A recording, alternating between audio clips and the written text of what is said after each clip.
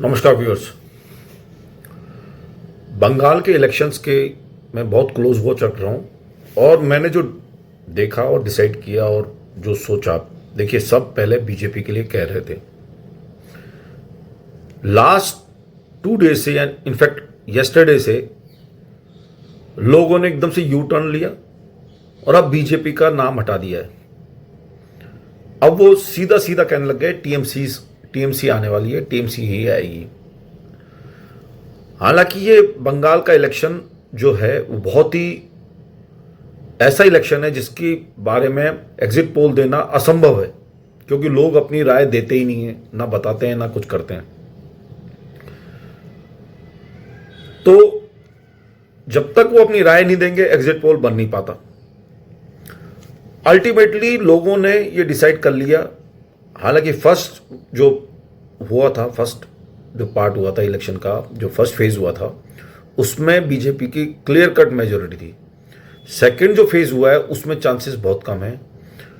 और आज आप मैक्सिमम चैनल्स पे देखेंगे तो बीजेपी का नाम ही नहीं आ रहा। केरला, पुडुचेरी वगैरह में तो बीजेपी का नाम नहीं है, यहां पे भी कोई नाम लेकर राजी नहीं है। इनफैक्ट आसाम में भी वो कह रहे हैं कि बीजेपी स्ट्रगल कर रही है। अब देखते हैं, कुछ घंटों बाद आपका रिजल्ट आ जाएगा। तो अल्टीमेटली रिजल्ट पे डिपेंडेंट है। चैनल्स पे आप मत जाइए। चैनल्स कोई खुद ही कह रहे हैं कि भाई हम लोग सही डिसीजन दे नहीं पा रहे हैं। उसका कारण है कि मतदाता बताते ही नहीं है, चुप रखते हैं और बहुत ज़्यादा डेप्थ में बोलते नहीं है। किसको दे रहे हैं, क्या दे रहे हैं, कुछ पता ही नहीं लगता। हालांकि बीजेपी ने अपने ऑब्जर्वर्स जो हैं, पहले ही उनको पता है कि कंट्रोवर्सी होगी। काउंटिंग के टाइम में उन्होंने 150 ऑब्जर्वर्स कल से बैठा दिए, जिससे कि काउंटिंग वगैरह वो चेक कर सकें, इंस्पेक्ट कर सकें और सब कुछ देख सकें। तो ये बहुत अच्छा स्टेप है। इससे क्या होगा कि हमारी छवि सुधरेगी।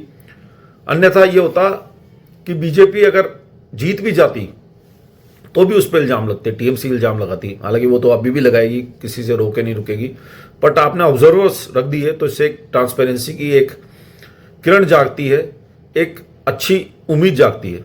यही एक अच्छी बात है और वही मैं कहना चाह रहा था। हालांकि रिजल्ट तो 12-1 बजे के बाद आने लग जाएगा, रुझान तो अभी आने लग जाएंगे थोड़ी देर बाद ही। तो मेरा कहने का मतलब यह है कि शुरू में सारे के सारे चैनल्स टीएमसी को हरा रहे थे और कल से सबने बदल लिया। एक या इक्के दुक्के जो चैनल्स हैं जो हैं वो बीजेपी को सपोर्ट कर रहे हैं, बीजेपी का कह रहे हैं कि बीजेपी जीतने वाली है। हालांकि इससे कोई फर्क नहीं पड़ता वो किसको सपोर्ट करेंगे, क्योंकि अब कोई फेज है ही नहीं। ऑलरेडी इलेक्शंस हो चुके हैं तो रिजल्ट तो ऑलरेडी पेटियों में पैक्ड है, वो बदला नहीं जा सकता।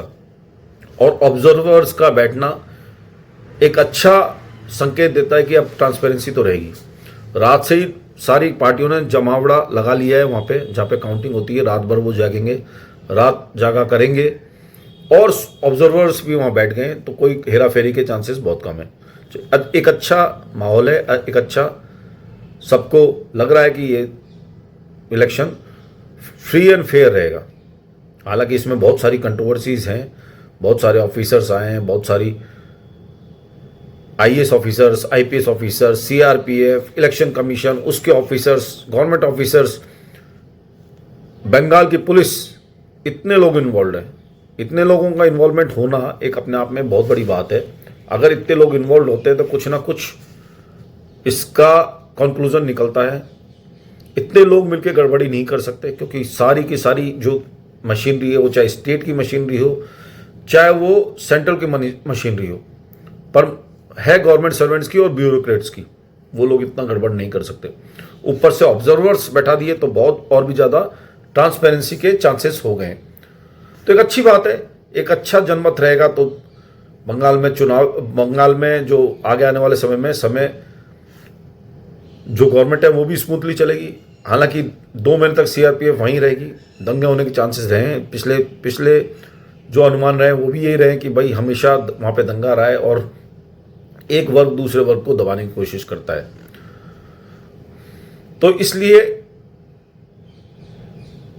ये उम्मीद लगाई जा रही है कि फ्री एंड फेयर इलेक्शन रहेगा।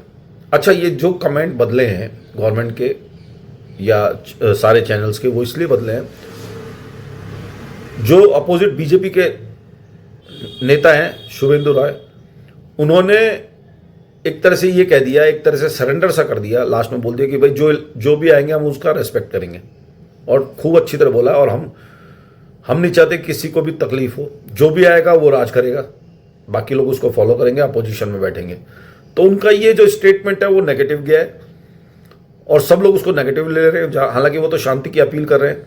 दूसरी बात है, उनकी जो सीट है जहां से वो लड़ रहे हैं ममता बनर्जी के खिलाफ, वो भी वो हारते हुए दिख रहे हैं, जीतते हुए नहीं दिख रहे, हारते हुए दिख रहे हैं। तो अगर ये दो फैक्टर्स जो हैं, एक तो उनका हारना बीजेपी के लीडर का, और दूसरा ममता बनर्जी का जीतना, तीसरा उनका ये बयान जो स्टेटमेंट है, जो एक तरह से सरेंडर करता है कि भाई वो एक्सेप्ट कर रहे हैं कि जो भी रिजल्ट आएगा हम एक्सेप्ट करेंगे। तो ये इन सब चीज़ों ने, हालांकि जो बंगाल के जो इलेक्शन में जो पार्टिसिपेट किया जिन्होंने, या जो भी मतदाता जो रहे हैं, उन्होंने अपना कभी भी कोई स्टेटमेंट दिया नहीं है। पर शुभेंदु राय जो हैं, जो बीजेपी के लीडर हैं, उनके जो कथन है, उनकी जो प्रक्रिया है, उनका जो कहना है, उनका जो स्टेटमेंट है, उसने कहीं ना कहीं नेगेटिव छवि दी है। Let's see and wait and watch, क्या बेस्ट हो सकता है हम तो अनुमान ही लगा सकते हैं। आपका क्या कहना है, अपनी राय, अपना मशवरा, अपने कमेंट्स क्लियर कर दीजिए।